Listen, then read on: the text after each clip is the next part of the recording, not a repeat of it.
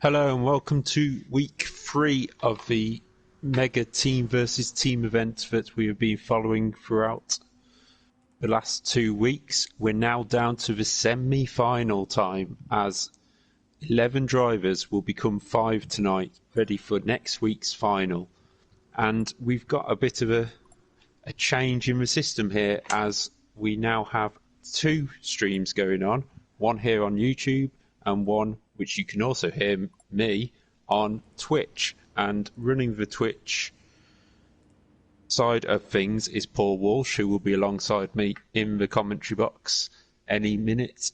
But you are now watching the cars practicing for Tokyo. You will see it's wet conditions as well in the Audi, and all the cars will be exactly the same for these drivers, so there'll be nobody finding an advantage that way. So I will now... Paul, can you hear me? Yep, loud and clear I can.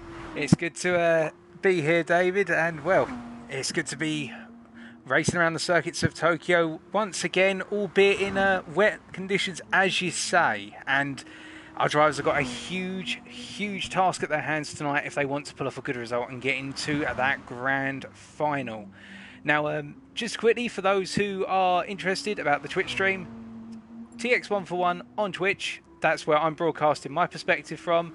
We're both going to be providing our own unique perspectives tonight, but obviously it's joint commentary, so you're not missing out on anything by tuning into my perspective. For the commentary side, it's just the different camera angles, but we'll both be focusing on as much action as we possibly can throughout.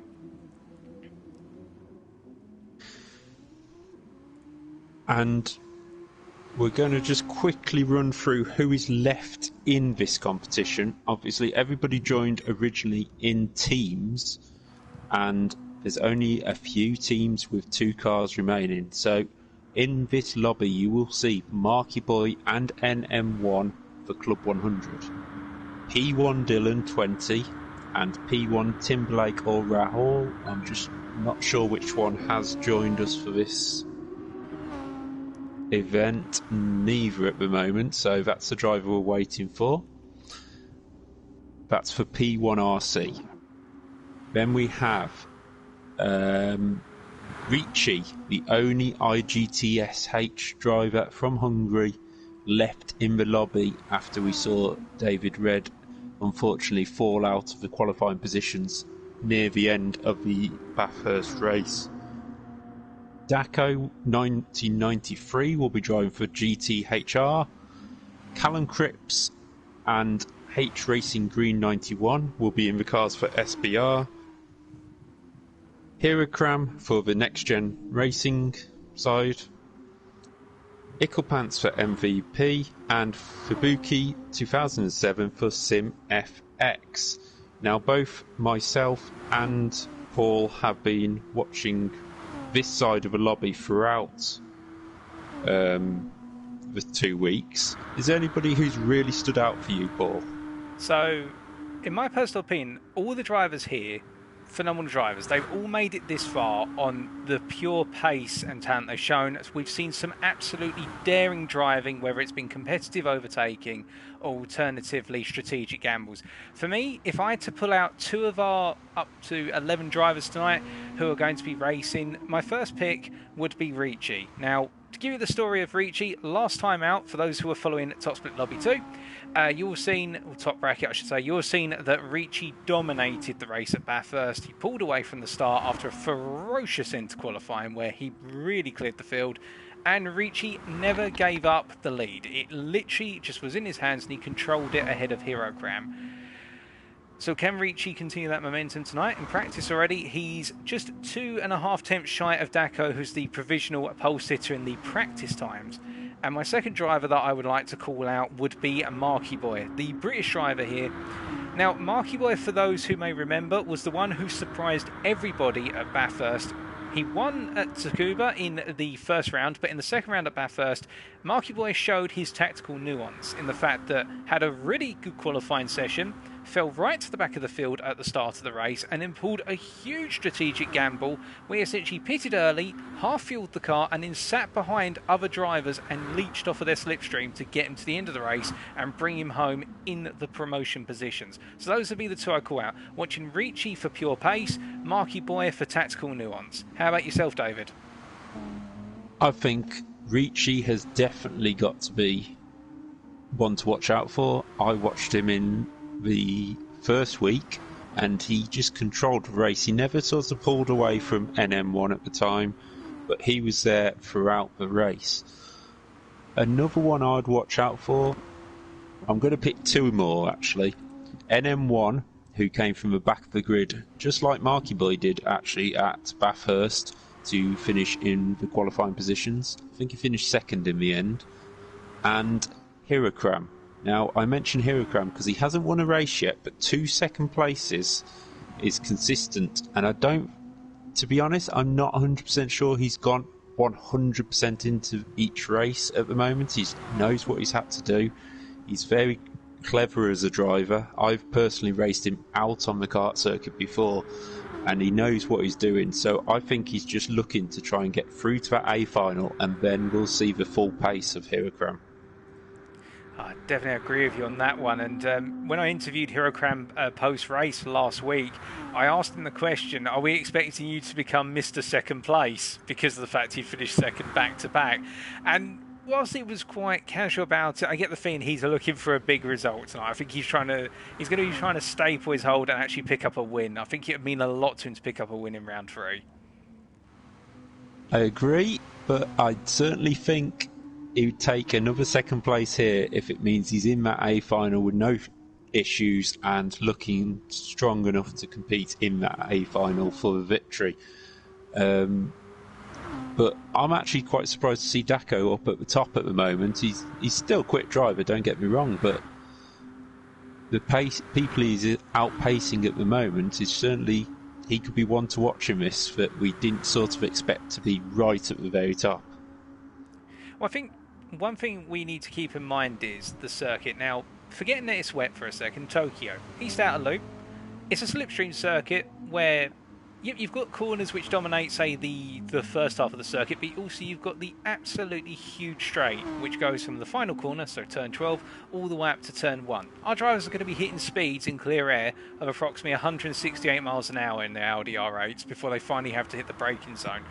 In slip, you're looking at hitting in excess of 175 up to 177. So I think qualifying-wise, our drivers will be looking, if they can't quite make it up in terms of outright pace through the twisty sections, which Daco's going through now. So, for example, the run from turn 5 all the way through to turn 8, they'll be looking to try and nip into the back of another driver's slipstream. So it will give them the ability to get a huge amount of pace on that straight, because it'll be make or break. Of course, the flip side is you can't just rely on the straight to make up all your lap time. As we see Daco almost put it into the wall coming out of what is, if I remember correctly, turn 8 just before going up the ramp into 9 and 10.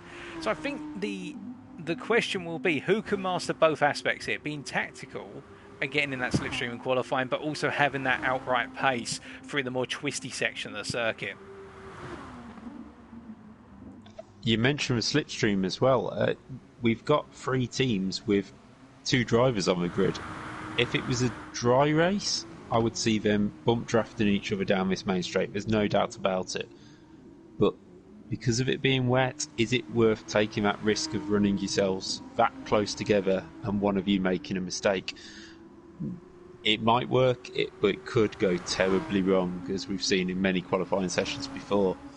But we should be heading for qualifying in about 5 minutes time, so just remember, if you are watching on YouTube or Twitch, feel free to leave your comments in the chats. We can both see our own chats, so we can try and answer some of them if you have any questions. I can see on the podium suggesting it's Ricci, NM1, Hirakram and Fubuki. Now Fubuki's not a driver we had mentioned ourselves, but somebody there feeling he's the one to watch for this tonight. And to be fair, I think they've got a valid point. I mean, if we wind back to Tsukuba, Fubuki was one of those drivers who he found himself on the bubble at Tsukuba. I think in the end he finished what was P6 in lobby it was either Lobby 2, or sorry, Lobby B or Lobby C. It was the one I was commentating on. But the one thing about Fubuki was his resilience in that pressure. He never seemed to fold when he found himself on the bubble and needed to put in a solid result. He just did enough. And you may find that now that he's made it into this round, of course, the pressure is he needs to get promoted. Or, of course, all of our drivers want to be in that top 5 to be promoted to the grand final. He may think to himself, you know what, now's the time just to lower the pressure on oneself and just simply go for it, because he's got nothing to lose right now. If he drops out tonight, he made it into the semi-final, which is fantastic, but at the same time, if he does well tonight, he's into that grand final. I think the pressure builds on all of our drivers here, but for the ones who haven't necessarily been in the spotlight, now this is their opportunity. They've got nothing to worry about because they haven't been finishing up the front, whereas someone like Ricci, been towards the front, got the reputation to uphold. I think it's a completely different mental game there. Well, that's the way I would personally see it. No, completely agree. And going off the same subject, you have the drivers who are lone drivers for their team. Their teams won't be looking at this going, we can win the team's championship, because as we speak and the A final is all about winning that A final, you win the event. The teams have been scoring points throughout all the races.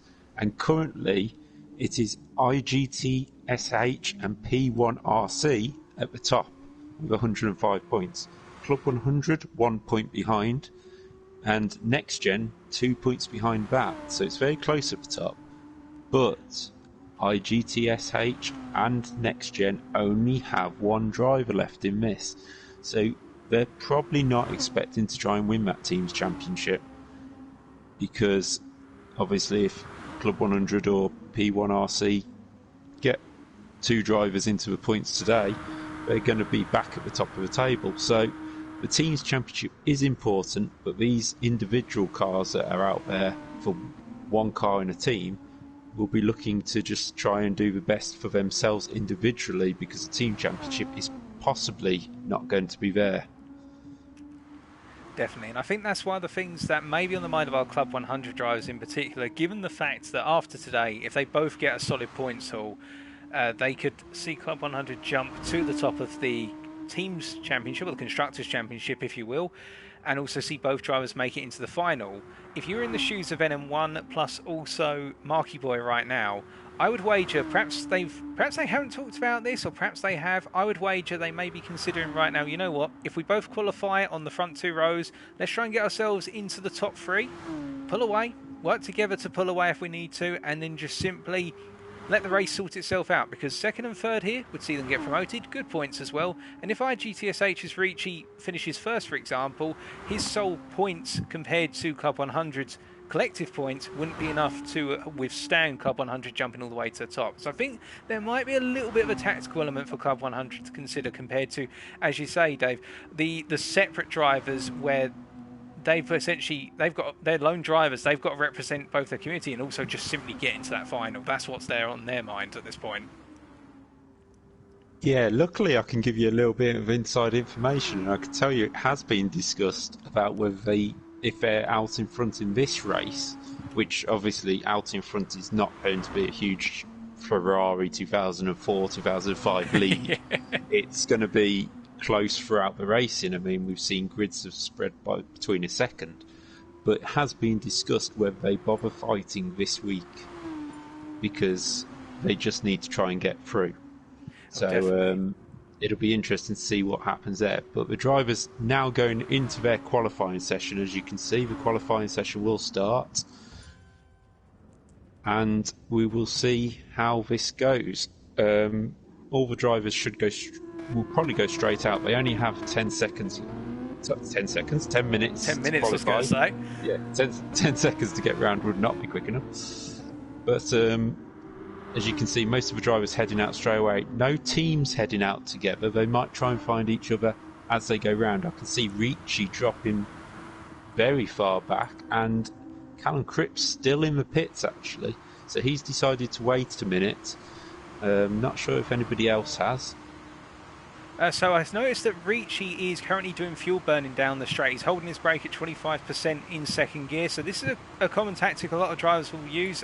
Many of you recall that we did see this tactic used previously, and I'm not sure due to the fact that we're seeing that P1 Don has just joined, will we be getting a reset out of qualifying, or will Don be starting at the back?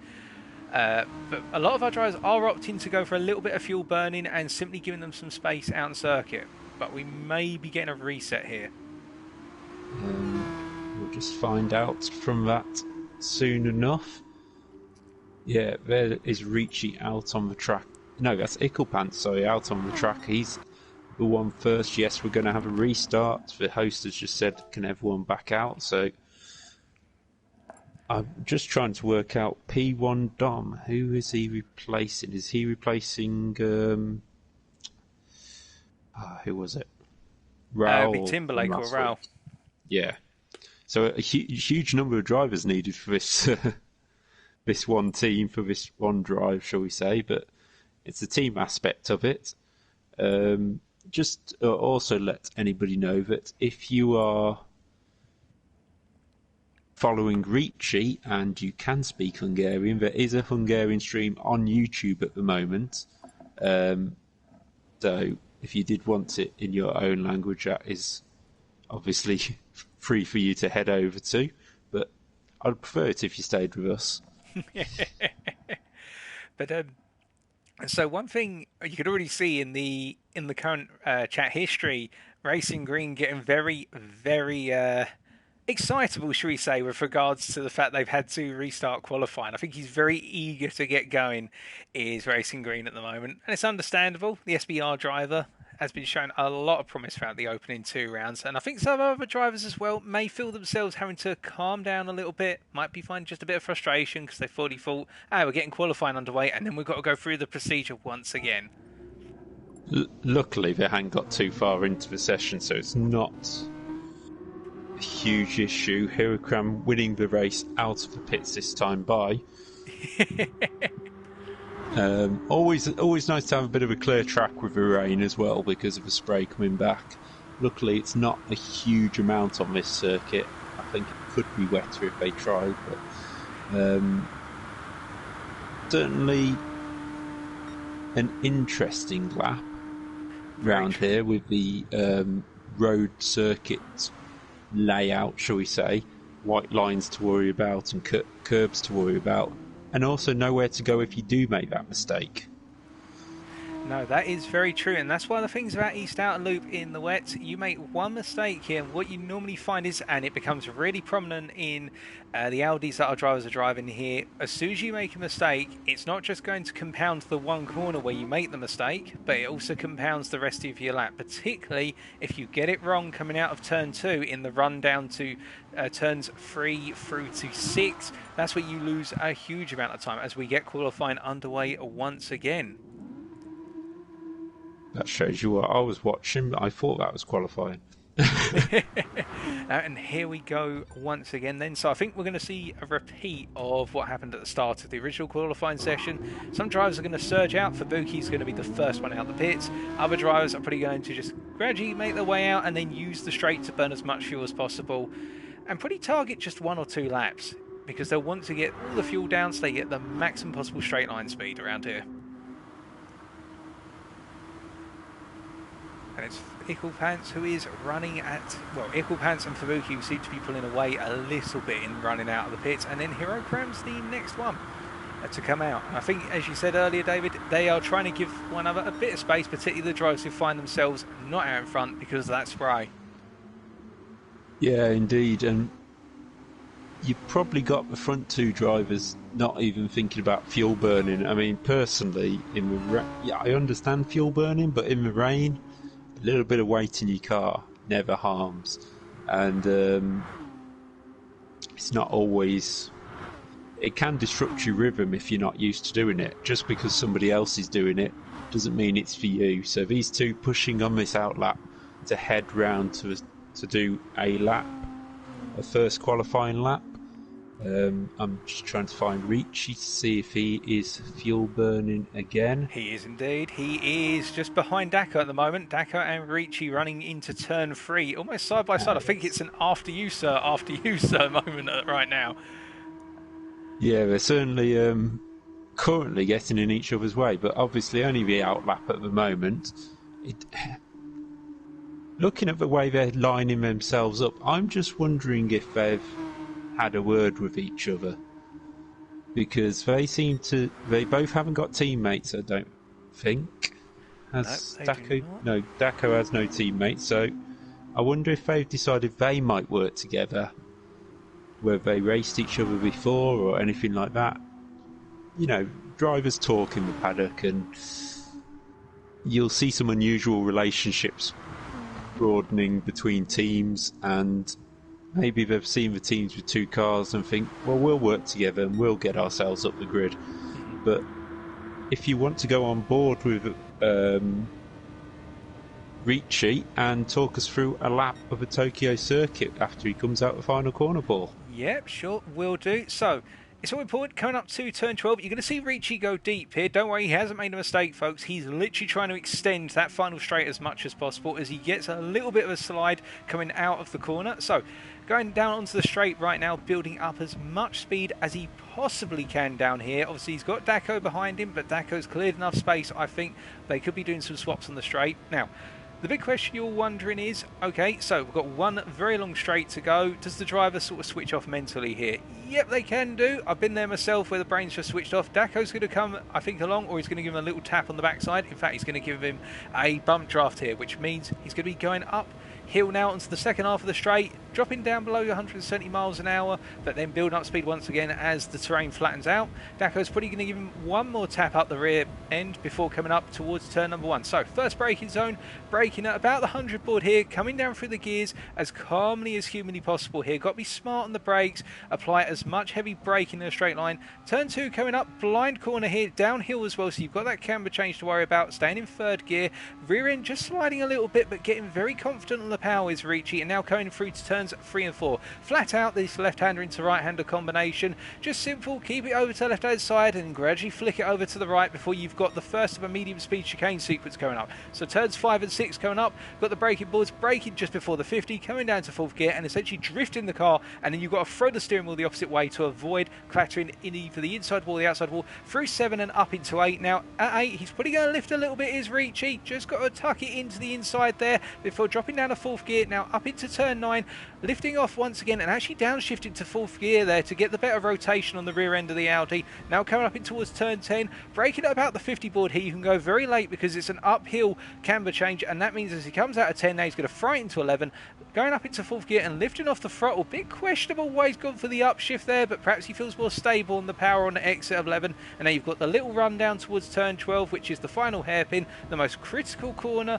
on the circuit. It could be argued for getting the best possible launch towards that start-finish line to complete one's lap. And as he's coming into the corner, then going a little bit deep initially, trying to turn it into a single hairpin rather than a twin apex hairpin, getting very sideways when he got on the power there, and he's almost been the lap, but he is purple as a result of the lap so far. Will he be able to convert it into a provisional pole position, what at the current time being a 2:10.9 set by NM1? And as Ricci is coming charging down here, you see he's left Daco for dust effectively, although he does owe Daco for the boost on the straight line. As Ricci comes along the line, it is a 2:10.5, so he is 3.5 tenths faster. I think he could have been about 5 tenths faster if he hadn't have gone completely sideways coming out of turn 12. And that was on board with the provisional pole position lap.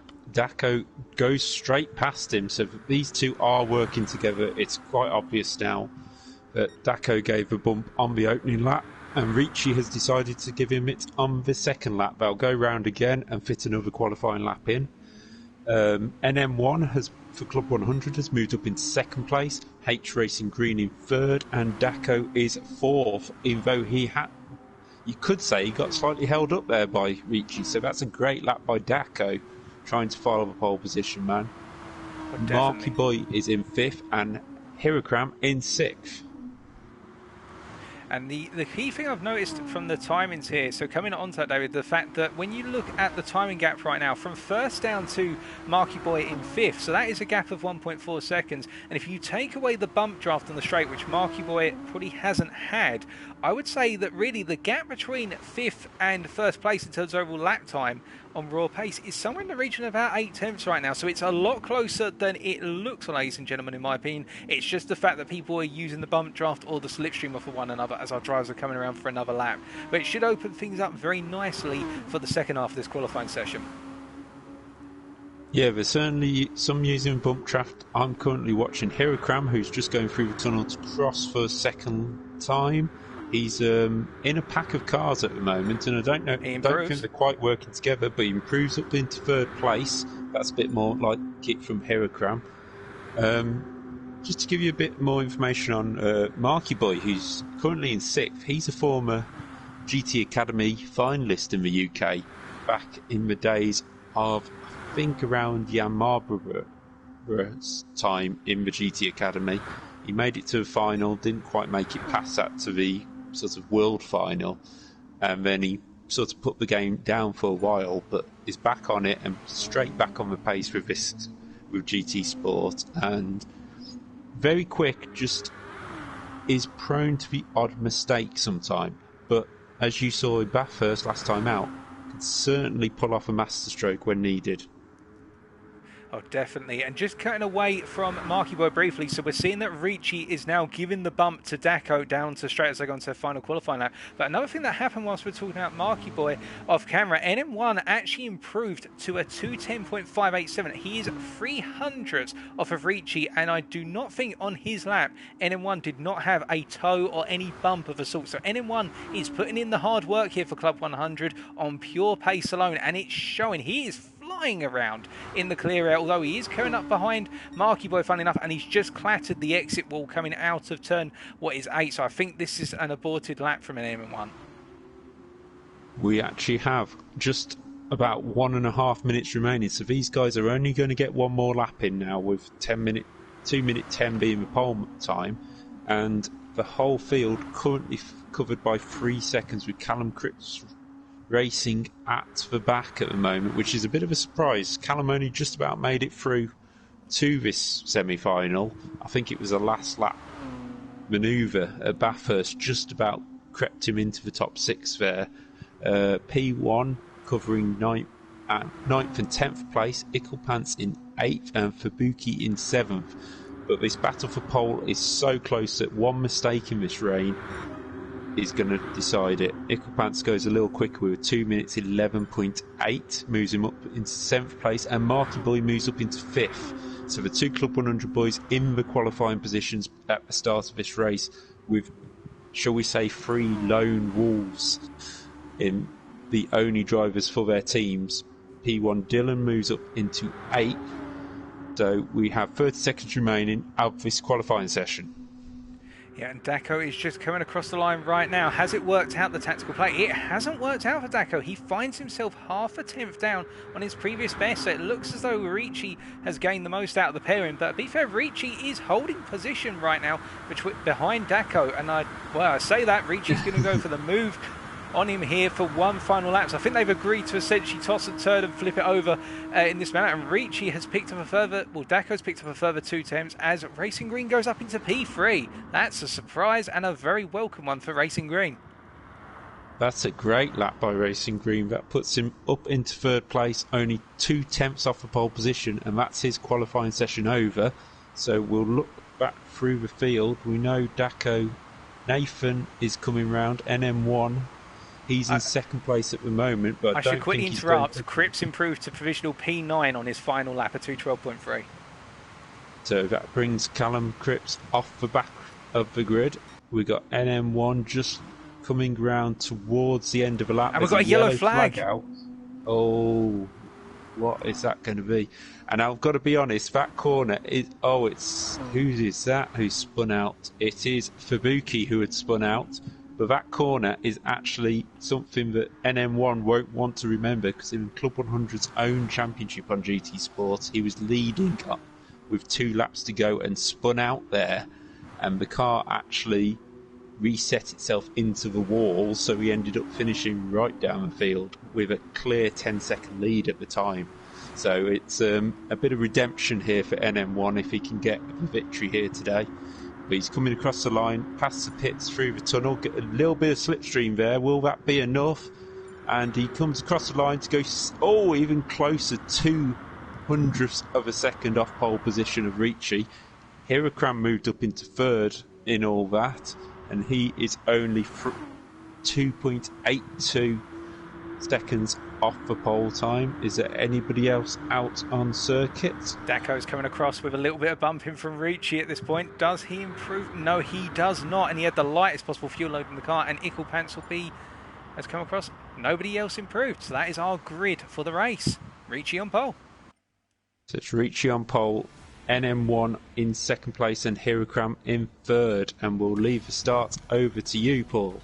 Alrighty, thank you, David. So as the camera pans down then, ladies and gentlemen, Ricci on the right, and we've got NM1 on the left-hand side. But keep an eye out for Hirokram and Racing Green on that second row. And what can Marky Boy do from P6 on the third row? The questions arise. But we're about to get underway for 30 minutes of furious racing. So they wait for the lights.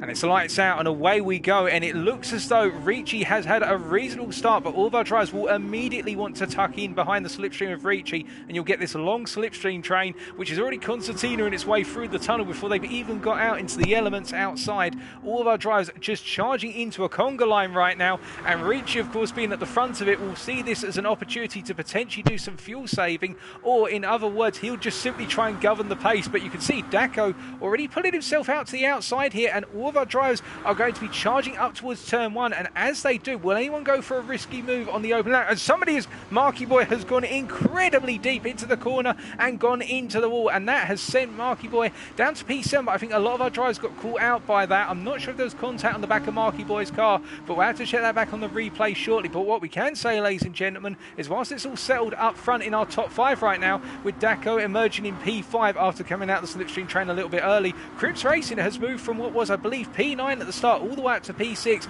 and finds himself now essentially trying to chase after Daco as they all come into turn 5 for the first time of asking. And Dave, what do you think about what happened back there?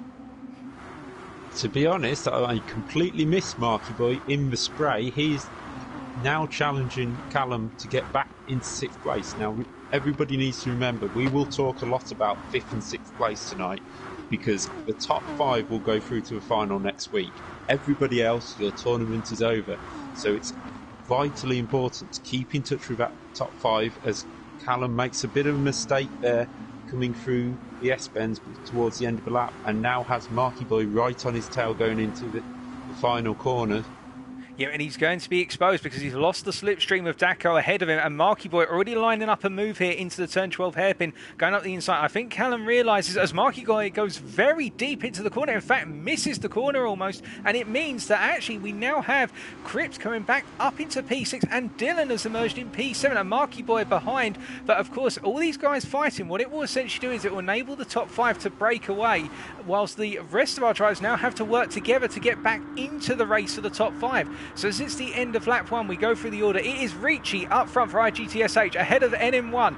Then it is NXGN's Hirokram, followed by Daco, who is battling with H Racing Green. The two swapping places right now. And then it is a little way back to Cripps Racing in P6, with Dylan giving a little bit of a bump draft in P7. Marky Boy trying to find his way around the outside in P8. And then we've got Fabuki leading the final set of the drivers, alongside Icklepants in P9, P10, although they're trading places. And we've got P1's Don in P11 right now, just staying in there and checking out what's going on, as we see 3 wide going up into turn 1. Cripps on the inside trying to defend in a Moses fashion, but it's gone very wrong. He's gone into the wall, and Marky Boy has jumped up into P6, and he's got past the pair of them after that awkward incident at the final corner. And now it means that Marky Boy can try and hunt down our top 5 right now, because as David was saying, it's top 5 or go home tonight, and Marky Boy will be fully aware of that, and he'll know that he'll need to pull off quite a bit of lap time now in order to get back up there, because the gap already, ladies and gentlemen, is 1.5 seconds from P6 to P5 in the course of only 1 1/3 lap. But what is all important is H Racing Green is all over back of Daco, and if they start fighting, that's going to give Marky Boy his chance. There is 26 minutes of this race still remaining, so that's roughly 13 laps of this track. So there's plenty of time for Marky Boy to close up this gap. We shouldn't, believe we should see any pit stops, but we might well do. I don't know if you have any information on that from any testing that's gone on. So if we're going to see pit stops, I suspect it will primarily be for fuel, because a lot of our drivers have already used a quarter of their fuel tanks and we're only 4 minutes in. Of course, some of our drivers may not be fuel saving right now, but others will be, and that's something that's going to be on their minds. Because if you look at H Racing Green, for example, 75% fuel already reached, and he's only, well, just over 4 minutes into the race. Whereas if you go back to Marky Boy, you can see he's used quite a bit of fuel as well, and our drivers will be burning quite a bit of fuel when they're trying to get the car to accelerate out the final corner, for example, literally revving the guts out of the Audi's V10 engine, and we'll wait and see. I think tyre-wise, however, it depends on how our drivers drive. A little bit of graining on Marky Boy's tyres, the rear ones in particular, where you've got all these acceleration zones. So we may see when our drivers come in to take on some fuel, they also go for the tyre change as a bit of a safety measure, and also to keep their lap times higher. Sorry, to keep them low, I should say, not high. Currently looking at the battle for fourth place, H Racing Green has gone to the inside of Daco, but Hirakram is in this fight as well, so this is the third place now, and they're not far off NM1. So this top five have got away, but the gap back to sixth place is currently 2.2. Remember that 2-second gap. They've already lost 3 tenths of a second in that first corner, just battling over each other. More than that, half a second gone already. That is a huge game by Marky Boy, and luckily for Marky Boy, P1 Dylan behind is thought this is the game we've got to play. I need to get up into that top 5 to get to the final, and following Marky Boy is the best thing I can do. Whereas this battle for third is still going on, and to be honest, I'm not sure what they're really thinking. They need to sort of start working together and try and get away, as H Racing Green clips a wall as well, going through the S-bends at the back of the circuit, and well, the top Ricci probably doesn't even know there's a race going on behind him. He is just pulling away and seeing NM1's lights in behind him. Oh, Ricci sideways through there, showing he is still pushing, but his fastest lap so far is a 2:11.3, so nowhere near the qualifying times at this moment. And whilst we've got a little bit of a quiet moment as NM1 goes for a very aggressive entry line into the final hairpin, which will gain him time and reach initially, but could cost him time. In fact, he's lost almost 3 tenths from that alone, but then he's gained it on the exit out of the corner. I think NM1 is getting a better acceleration out of the final corner. Once we've got a quiet moment, we're just going to flick back very briefly and take a look at what happened to Marky Boy on that opening lap, where it all seems to concertina together. So we're just riding on board him with the replay camera at the moment. He was in the slipstream of multiple cars, as was expected, and as he's going to come up towards the braking point here, does he just simply carry too much of an overspeed in? In fact, the car just simply comes forward, and he got a tap from one of the SBR guys from behind. In fact, I think he got a tap from Cripps. Well, I'm not sure who it was, but I know it was one of the SBR guys, and that's what sent Marky Boy into the wall, but it all seemed to quickly stabilise out. So that's what happened on lap 1, turn 1, David. And we're currently now looking at on board with Marky Boy on my channel, and we're on board with him, and we're seeing Daco and H Racing Green battling, and a lap ago that gap was 2.3 going into this turn 1. It is now 8 tenths of a second. Marky Boy has had a cracking lap there and has closed the gap down, and will now be starting to pick up a little bit of slipstream. Maybe just a little bit closer he needs to get, but by the looks of things from behind Marky Boy, P1 Dylan is coming with him, but the top 7 is where our qualifiers will come from at this time, because Callum Cripps at Racing has dropped back for Buki, and P1 Don a little bit further back as well. And I think on relative pace, unless they've got something in strategy, this could be it for them. They're losing touch with this top 5. Yeah, it does look it. And Ickle Pants was ahead of Don on the previous lap, so I'm not sure whether Don just got the move done. Alternatively, Ickle Pants made a mistake. Just with regards to Marky Boy, his previous lap was a 2:11.3, which would explain why he's caught up so rapidly. That's only 2 tenths off of the fastest lap that's been set so far. Marky Boy really pushing hard at this point. But you do have to wonder whether any of these drivers towards the rear could potentially come into play should they decide to pit later than everybody else. Imagine if they were to hold up while our lead drivers at the most unfortunate moment. Yeah, well, while you were talking, I just flicked through the fuel, and Daco is the one with the most fuel, just over half a tank he was at the stage I was looking through it, whereas Ricci actually has more than some of his contenders like NM1 and Hirakram. So while he's out in front and pulling a bit of a gap, he's just set fastest lap of the race with a 2:10.6 while he's saving fuel. Wow, that is a cracking lap considering I think qualifying was a 2:10. So Ricci in full control of this race at this moment, and Daco now having a look to be outside of H Racing Green and goes up into fourth. This is just playing into Marky Boy's hands, who just seems to be sitting there waiting for something to happen, and he is now officially in this fight for fourth place. Definitely, and I think that's one of the things, just with regards to Ricci, NM1 on the previous lap set at 2:10.774, so I don't think Ricci's been allowed to just run away with this one. I think he is being kept honest by NM1, but coming back to this battle for P4, as you're describing, David, I think right now, if you were Marky Boy, use this as an opportunity to save fuel, surely, because unless you end up falling backwards towards Dylan, who's 2.5 seconds behind you, is there a need to fight these two in front? You can just use them to pull you along. Well, yeah.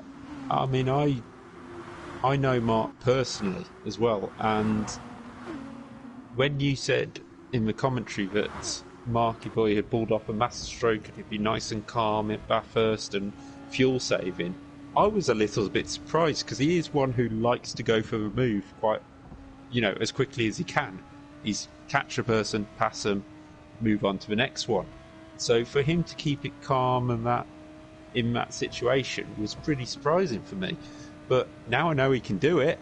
I assume he'll do it here, because there's no way that he's going to make a dive at the position he is. He's just a little bit back off H Racing Green, so may as well use the slipstream, save the fuel, and maybe pit that lap later, which means he won't have to put so much in. Definitely. Now, for those who are watching, you're probably asking, so how would we know if a driver's doing any fuel saving? Well, if we bring up a driver's telemetry, they can do fuel saving for a number of means. One of them, which you won't be able to see, is that they turn the engine mode down, which they've got the ability to. They've got 6 engine modes available to them. Another thing they can do, and I'm just checking the telemetry of Marky Boy and he hasn't been doing this, is they can short shift. So they can upshift earlier than where the maximum brake horsepower of the engine will kick in, and that will enable them to save some fuel, but of course they'll lose out on the straights. And talking about losing out on the straights, Marky Boy is falling back a little bit from Daco and H Racing Green right now, but it could just been a small innocent mistake, or it could be intentional. But that's normally the way drivers will try and do some fuel saving. As we see up front, in fact, Daco up into P3. Hirakram has dropped down to P5. Yes, I think he made they seem to pass him at the end of the straight, so I don't know if he's clipped the wall in the straight. I'll try and have a look back on the replay of if we've got any sign of what happened to him. No, it was too late by the time I brought the replay up. We only got him in the first corner, but it must have been a big mistake there by Hirakram to drop back there. But he is still in 5th place and 1.8 ahead of Marky Boy, so Marky Boy must have made a mistake somewhere as well.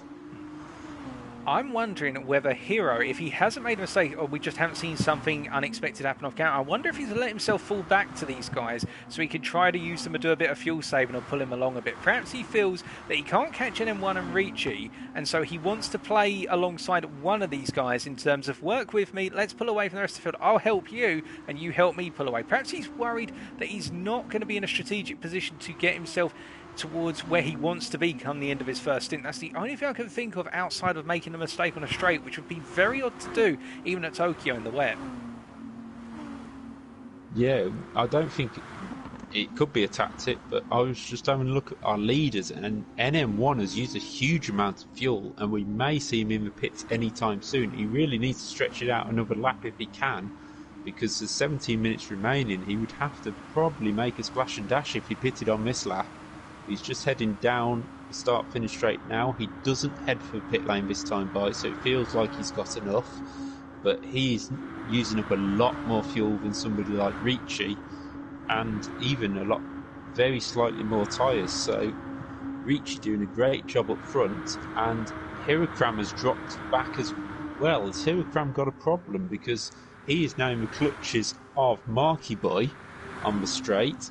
Is he doing a huge amount of Has he turned the engine right down on the straight or something? I think he has, because he's not topping out at 168 miles an hour. He's topping out at 166, which would indicate he's only topping out above that right now, folks, because he's being given a bump draft off the Marky Boy. But I think he's turned the engine mode down to probably engine mode 3 or 4, and he's using that to try and save a huge amount of fuel once the Audi gets into its top end down that straight there, because it just doesn't have the legs in 6th gear compared to the other gears available to it. So perhaps he's trying to go for a sort of what we saw from Marky Boy at Bathurst, which is he's just trying to let himself fall back into the clutches of a fast driver and let himself be pulled or pushed along here. But I think if that's the case, this is a gamble from Hero Cam, because he was in a comfortable position.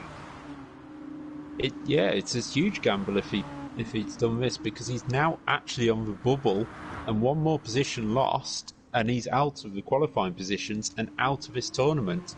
We have 15 and a half minutes remaining. It's about the time you'd play a game like this, but against such strong opposition, I don't see why you'd start playing a game like that when you were comfortably in 3rd place. And one thing, just quickly talking about other drivers further down the field, unfortunately for Buki, he finds himself in last place, 25 seconds down on P10 right now. I think he's made a mistake somewhere off camera, because he has not pitted and taken on any fuel and new tyres. So it's got to be a mistake somewhere. So I think we can start saying goodbye to Fubuki unless a miracle happens here, which is very unfortunate. Yeah, we've got, looking further back, as you just were, Ecclepants is 20 seconds off the lead, but only a second off P1 Dom, and they are only 5 seconds off Callum Cripps. So Ricci in the pits, and I would expect to see an M1 in as well. Yes, he does. Everybody's diving in. Pits. Yeah, this is it. Will anybody take the risk of another lap? Dylan had 0 litres of fuel remaining. He was on the bubble.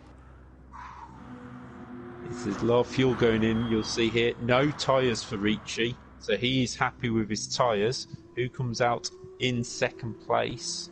At the moment it's Callum who's in Daco. 2nd, but that's Daco out in 2nd place. Now he did a huge amount of fuel saving in that first session compared to a few others, and that has got him out ahead of NM1 and away from H Racing Green, who he was fighting from lap 1. So that is a tactical masterstroke by him. We talk about tactics. Look who's up in P6 right now, back from P9. It's Dylan. He's moved all the way up into P6 and he's right in amongst the fight for P4 right now, which is being led by Hero Cram.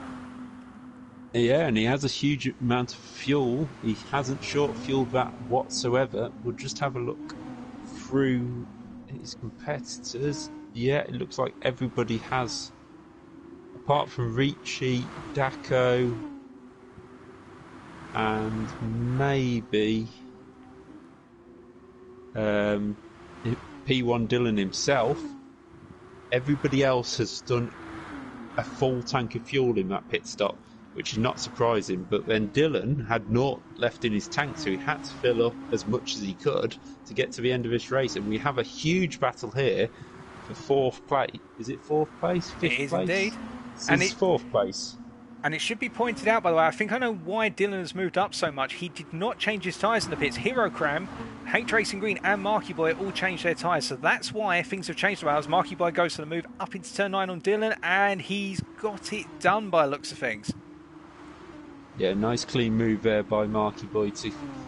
It's not the easiest up the hill there, not when the off-camber corner comes in, but just having a look, there's not a lot of wear to Dylan's tyres, so I can completely understand why he's decided to carry on. But then you have to question why everybody else has pitted, but for tyres, shall we say. But Ricci now 6.1 seconds out in front, and he's actually 10 seconds clear of Nathan, NM1, who was right up with him. He wasn't far off before the pit stop, but a lot of fuel being used by Nathan to put himself in this position, and not far behind is that battle for 4th. So I think the one thing NM1 has to his advantage, the reason he's dropped down is because he did change tyres in the pits, whereas Daco did not. And I think coming on to that question, why change tyres? I think it's just more of a security front. If you're a driver who's not comfortable in the wet, you want your wet tyre to have as much grip as possible, obviously once it's up to temperature in these wet conditions. Ricci may feel that he's got the confidence and he doesn't mind the rear end of the Audi just becoming a bit looser as we see Dylan and Marky Boy battling again into turn 1 and Marky Boy taking that inside line. I think for our drivers who change their tyres, they feel they can be a bit more comfortable and they can get better pace at this point in the race. And also it's more of one of those things whereby if you know you're on the bubble right now, you might as well change tyres and just go for it. You've got nothing to lose. That's true. This battle for 4 cars battling for the final 2 positions in the final next week. And I can't quite remember, but Paul, what is next week's final? So next week's final, we'll see our drivers driving Lancia Stratoses at a secret circuit. I don't know which circuit it's going to be. It's meant to be an absolute cracker and a surprise, so we'll have to wait to find out. Ooh, a Lancia Stratos. My head says rallying, but I'm not sure it will be. But yeah, but they're certainly getting some practice in for rallying if it is, with this slippy conditions here today. And just having a look in my chat, we got Adrian McCafferty saying, "Come on, Dylan." SBR Sim Racing saying, supporting Callum, and Tonchu supporting Dapco. So plenty of people in the chat supporting their favourite drivers. Feel free to leave comments, and you can leave comments on the Twitch channel as well. I think our viewers on the Twitch channel who they say today's greatest winner so far is the security wall at the exit of turn 12, the one that's seen the most action because a lot of drivers have hit it. But other than that, I mean, it's probably moved. If it was real life, racing drivers would say we just moved it back a little bit because it was a little too close. Yeah. But, it reminds me a little bit of when Gordon Shedden in the touring cars had a wing hanging off and he decided to find a barrier to knock it off on. But this battle continues. We got 3 wide for 4th place here. Marky Boy took the advantage from Heracram and H Racing Green, and he has moved up in the last lap from 7th to 4th. So Marky Boy now on the move, but he's being challenged by H Racing Green, but doesn't quite make it. He's going very sideways at turn 1, and he's hit the wall. And that's Racing Green and Hero Cram coming back through. Will Hero Cram get it on the inside? No, Marky Boy shuts the door, slams shut, and says, "No, you are not coming through, sir." Now, for anybody who may have joined in a little late and not caught what this battle is all about and why we're concentrating on this, the top 5 will qualify for next week's A final. Only 5 places to decide the champion of this tournament, and we currently have, if I'm not mistaken, 5 different teams in the top 5. No, 4 different teams in the top 5. Only Club 100 able to get both cars into the top 5 at this stage. But H Racing Green is now stretching away from this fight, and it could be 3 cars for 1 position here. It's very true, and one of the things that I'm noticing Dylan in particular is doing right now, he seems to be sizing up the guys in front of him, and also he's very wary of the fact that as the tyres are getting more and more wearing and the car's getting lighter, as he goes very sideways out of 10 and out of 11, just catches it. Good catch, that man. I wonder if he plays cricket in his spare time, the way he caught that. But well, I think he's sizing people out, and he's recognising the fact that everybody in front of him right now is getting a bit more feisty and just wanting to try and break away, and he's perhaps looking for one of them to make a mistake and capitalise on it in the final minute or so on the final lap, because surely right now, if you're in Dylan's shoes or Hero Cram's shoes, you may not be in P4 or P5, but you've still got 7.5 minutes to go. You've got to be patient on this one. You can't afford to drop away, and Dylan is dropping away a little bit as I say that. Yeah, not far behind Dylan is Callum Cripps if this all goes wrong, but Heracram now being pushed along by Marky Boy. I think Marky Boy may have seen this opportunity here. He is literally bump drafting Heracram.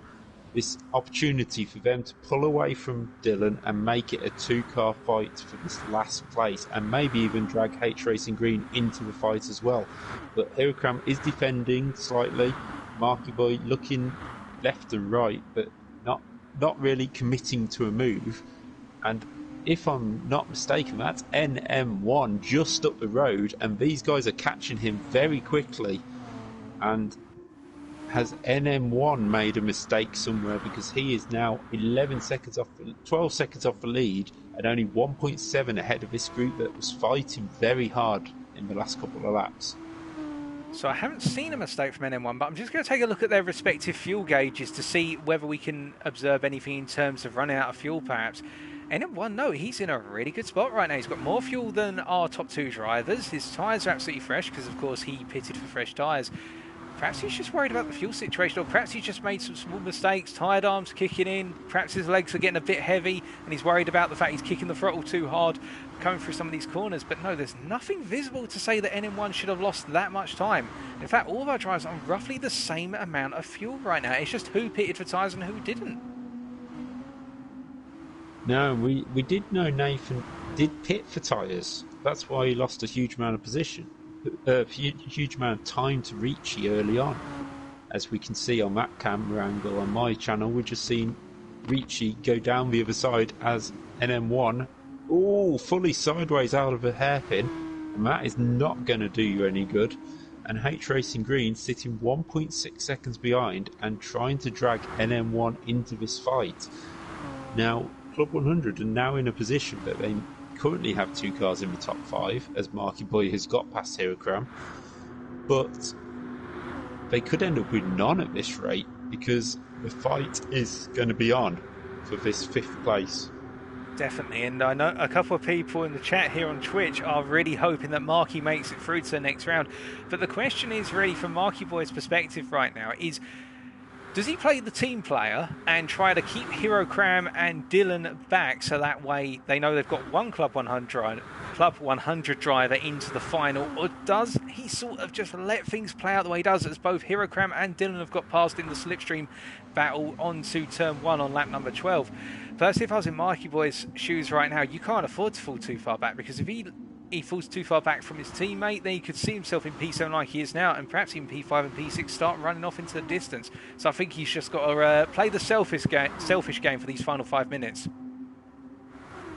Yeah, I'll be honest, I don't think Marky Boy would be playing the team game at this stage. He knows NM1's up the road, but he has lost a huge amount of time early on in this lap compared to Hirokram and Dylan, and hopefully he will be able to just clip with...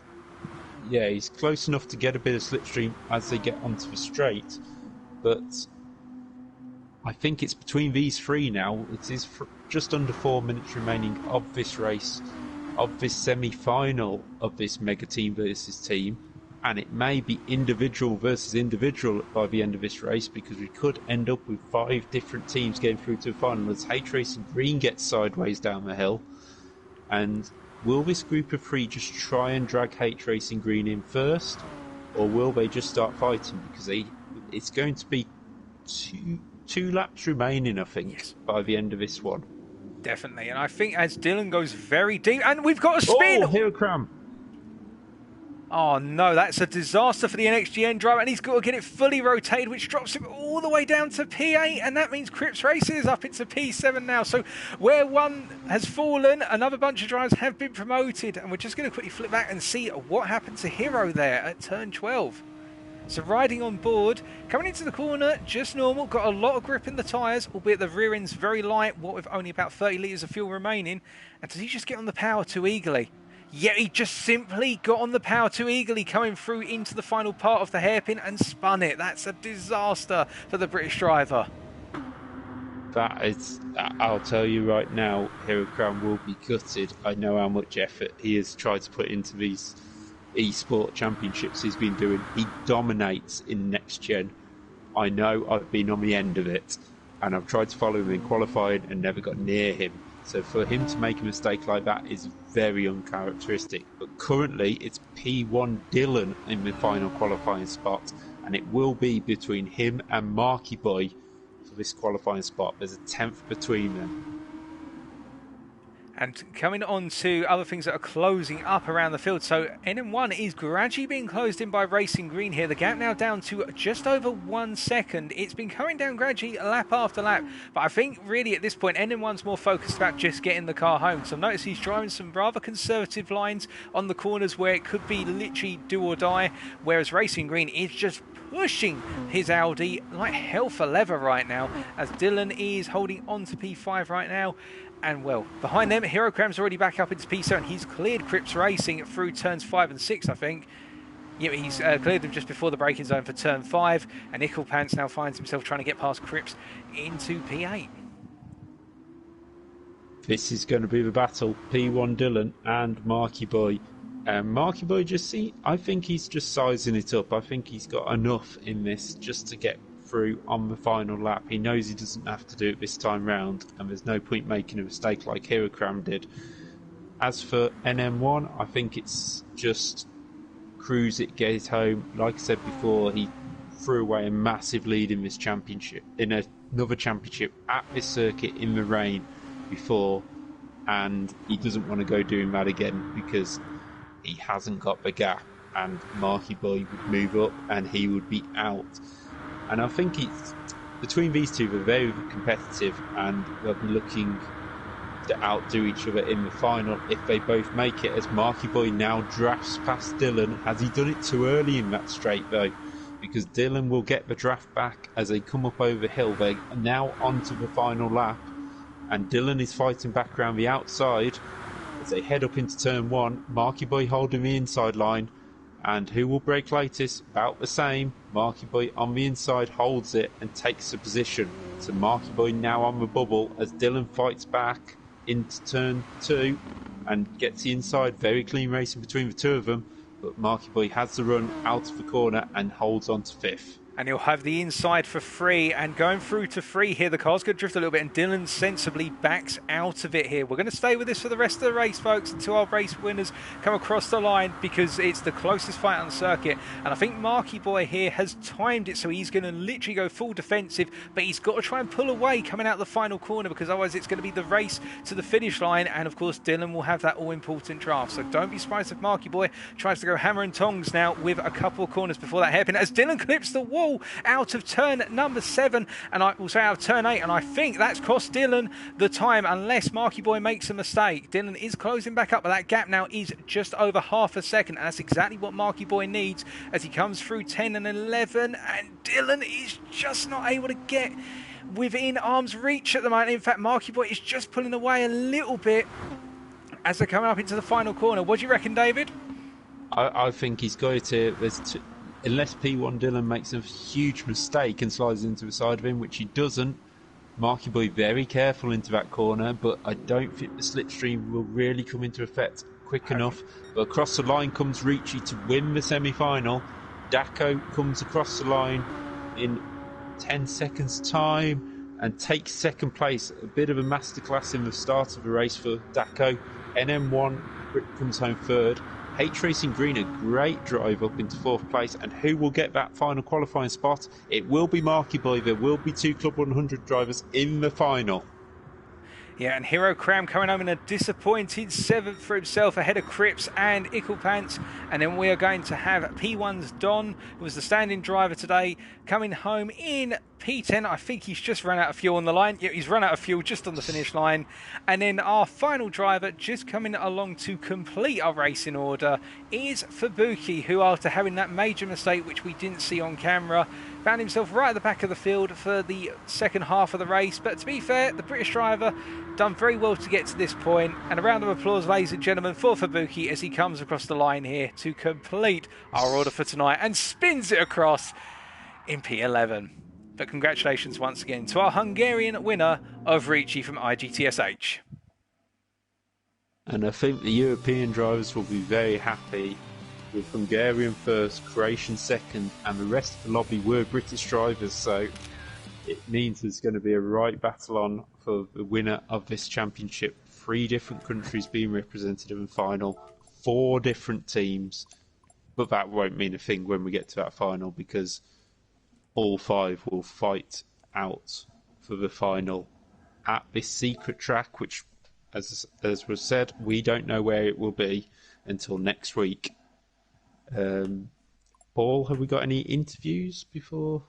So we'll have a quick look to see whether anybody is up for an interview. Just give our drivers one moment to calm down after what was probably an absolutely tense race for them. But we'll just throw the question out.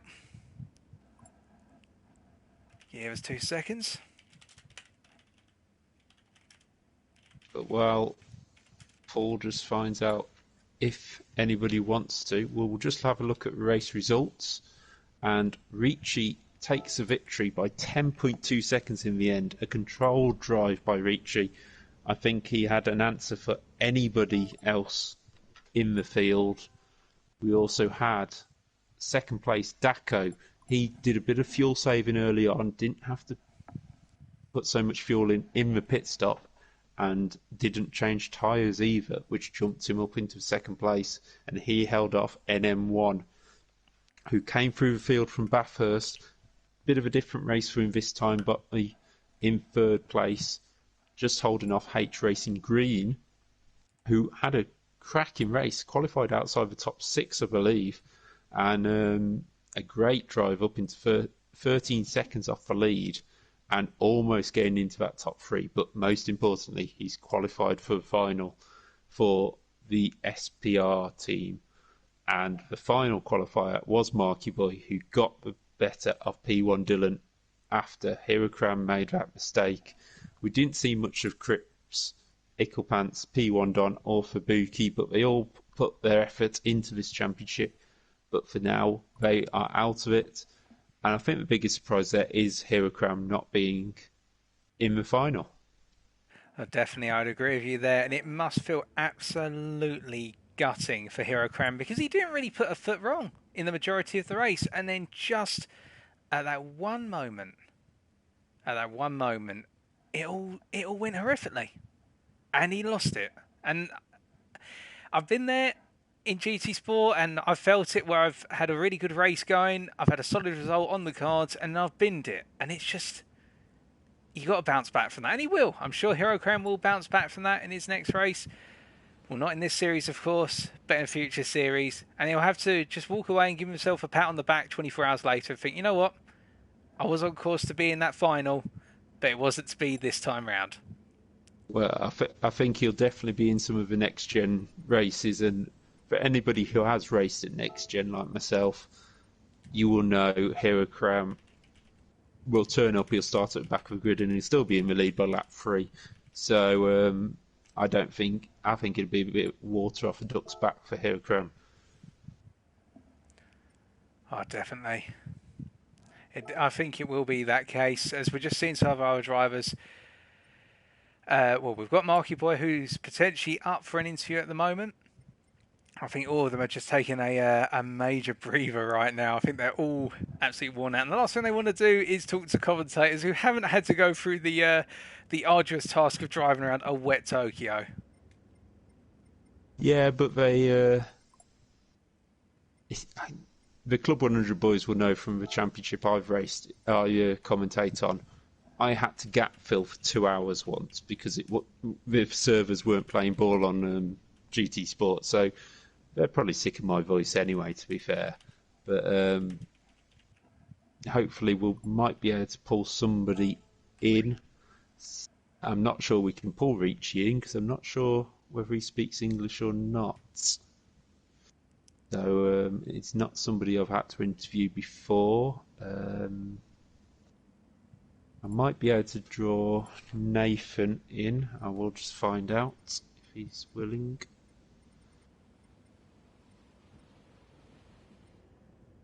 We should just say congratulations once again to all of our drivers, regardless of where they finished. The fact they made it into round number 3, and really to get to this stage in the top bracket is a phenomenal achievement from all of our drivers. And now it'll be on towards that final, which will just be, well, who can up the ante even further. Okay, we should be able to get Nathan in for an interview, so I'll just pop into the party, just see if I can invite him over. Where is he? Got too many friends on this friends list. Where have we gone? Oh, he's changed his name, hasn't he? That's the problem when we change names. They're not where you expect them to be.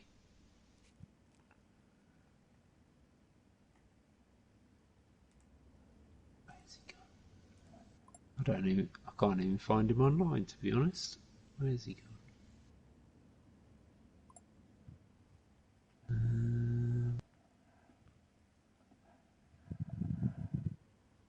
Let's try and drag him across.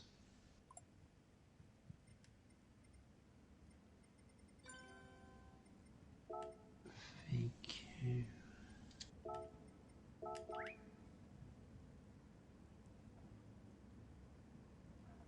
But in the meantime, whilst David's just trying to get in touch with Nathan.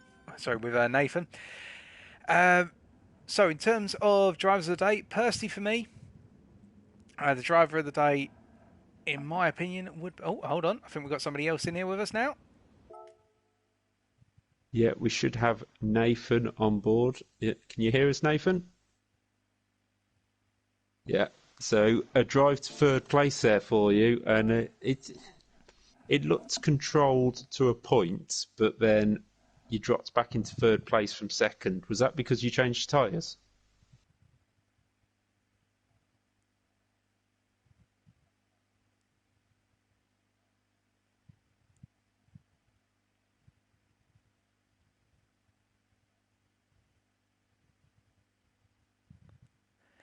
Paul, can you hear? Yep, I can hear him loud and clear. I think that was a very smart tactical play there to play it safely there, Nathan. Just take us through the sort of opening stint, because it seemed as though on the opening stint you weren't quite catching Ricci, or was it the case that every time you sort of put a foot forward to try and catch him, he was just going that a little bit faster? Because you guys were constantly jostling for fastest lap.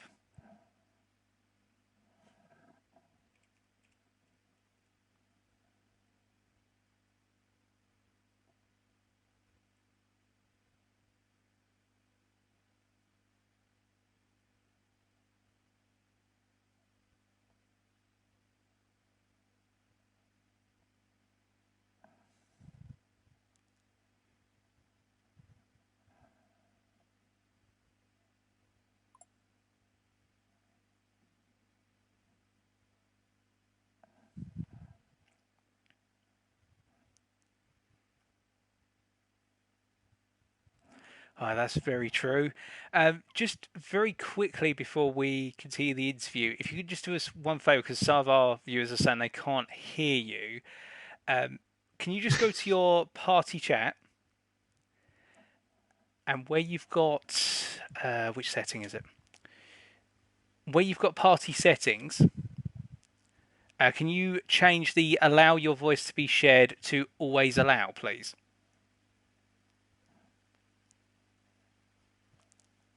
Okay, just wait and see if our viewers can hear you.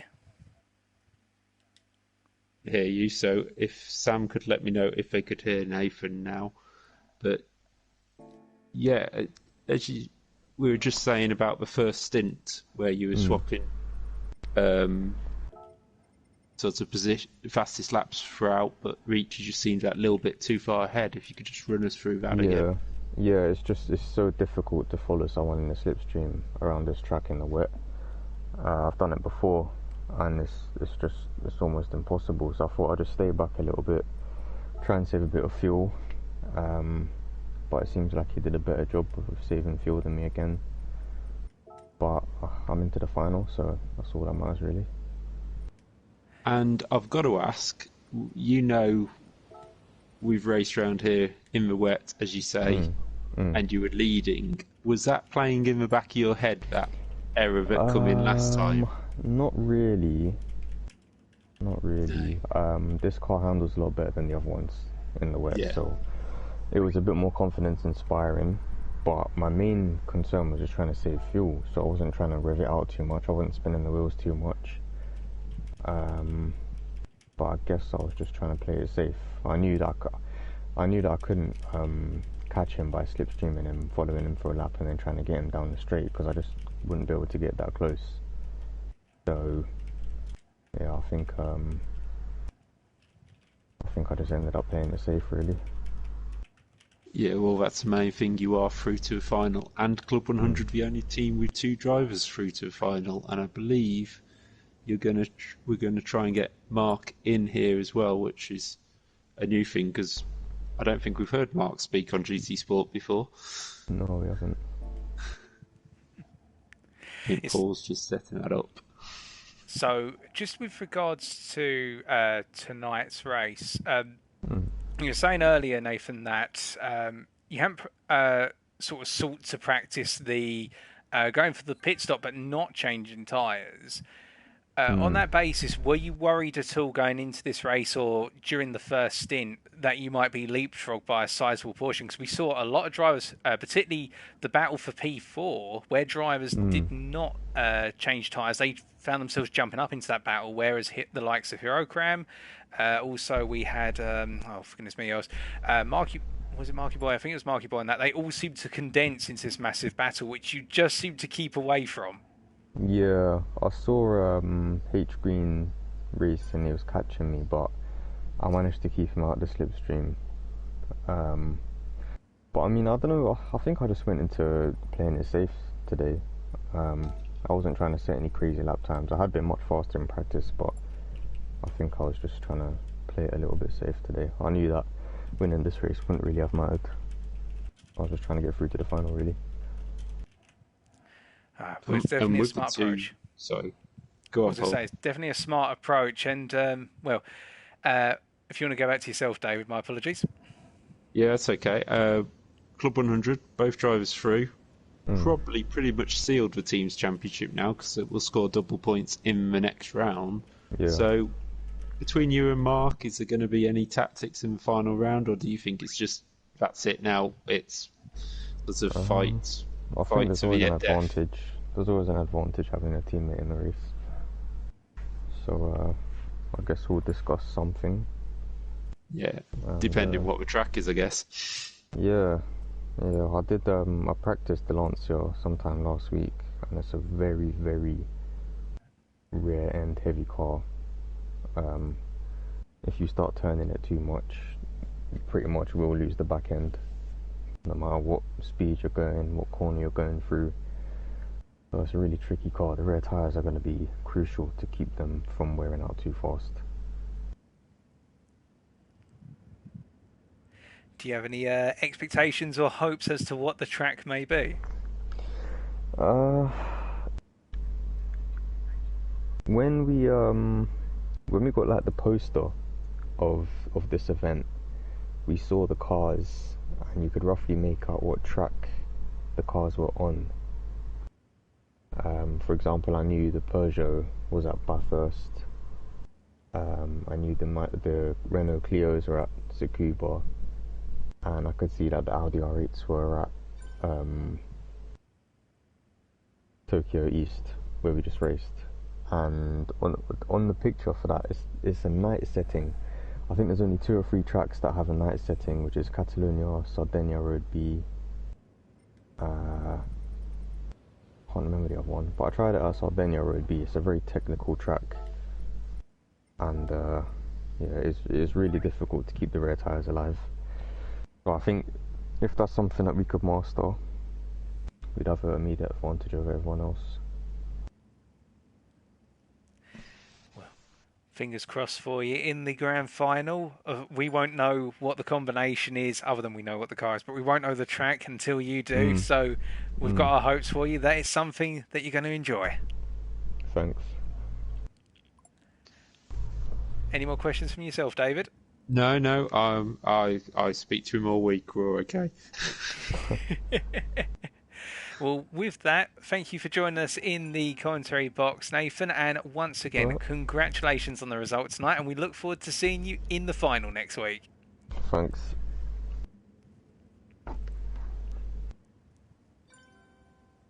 Okay, I think we're trying to get Marky Boy in. I'm not quite sure how it works with the PlayStation app. So I'll try and give him the good old friendly invite and get him in. But whilst we're just trying to get Marky Boy, and Nathan seeming quite confident there, feeling very secure in the result tonight, as he just did what he was needing to do.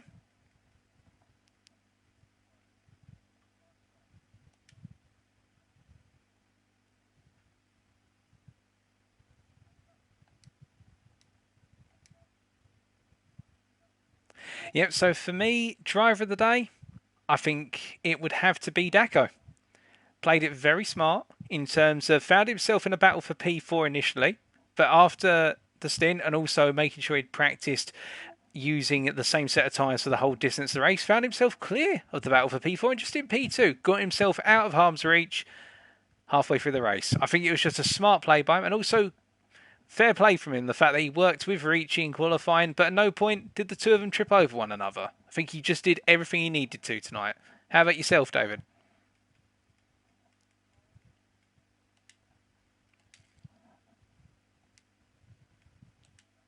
Really quick.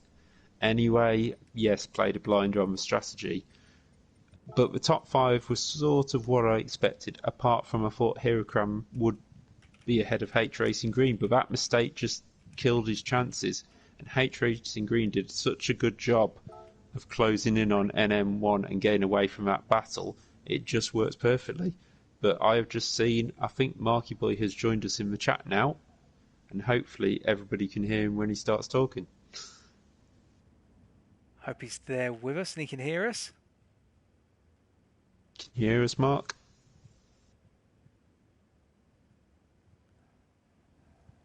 Hold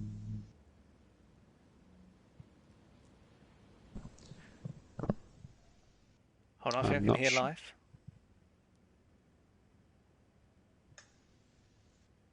Just have a look at the party, just see if he can... Just say hello if you can hear us, Mark. I think he's going to communicate with us in the lobby chat. Right, he can hear us. He can hear us, he just... we can't hear him, it sounds like. So that won't make a very good interview. So... I've got to try and figure out how to use the app.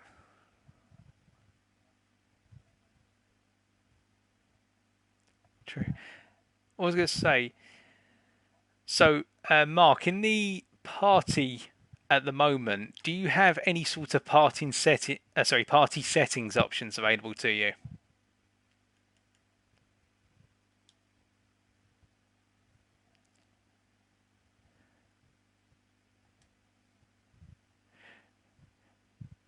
You have to let me know, David, if he responds in the lobby chat. Okay, so if you go into those, you'll have a number of them, such as adjusting your microphone level potentially.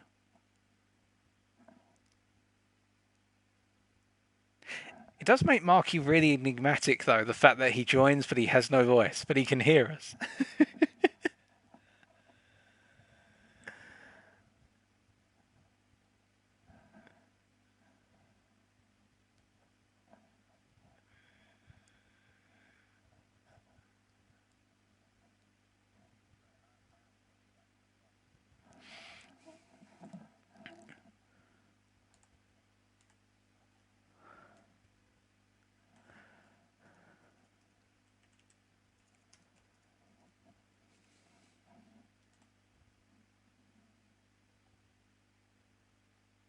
Do we get any response from him?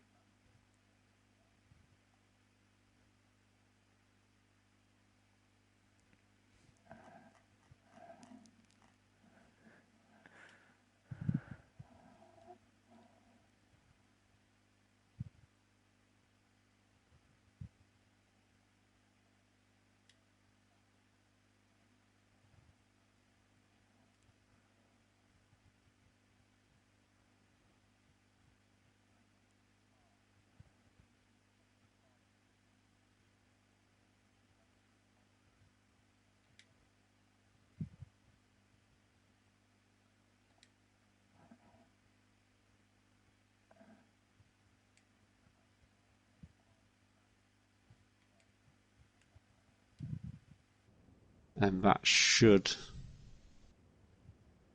be the best way to do it, but I can't see any voice coming from you either, so I'm not sure it's picking it up.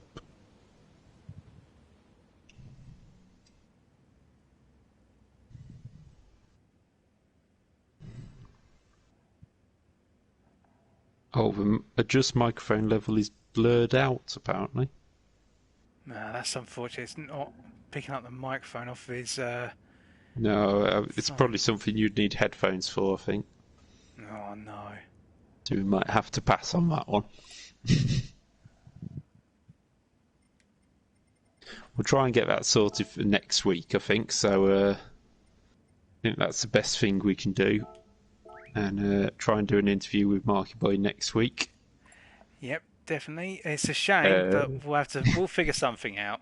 It's quite funny because I've got a friend called Bajonski on the chat, and he says, "Cracking chat, lads. Marky Boy letting you down there." Ah, to be fair though, That's a bit harsh after that drive, Pete. Oh, well, there's always something that's going to go wrong. For Hero Cram, it was spinning out on the final hairpin. For us, being able to interview Marky Boy. But the plus side is, it's been some fantastic racing tonight. Congratulations to all of our drivers. Now onwards to the final round next week. Yes, onwards to the final round, and you can. I believe we'll probably be doing this again. The other side of the lobby has finished, so there will be only the final in Valencia, as we said before. And I believe, will you be joining me, Paul, for that event? That is the plan. I'll be back this time next week, ready Yeah, to so cast the action. We will be both on Twitch and YouTube at the end of this next week, about the same time, for this unspecified circuit with Valencia to see who is the winner of the Mega Team versus Team. So from the Twitch side, we have Paul Walsh, and from the YouTube side, you have myself, David Whitehouse. And all we can say is join us next week and stay safe. See you soon. Take care, everyone.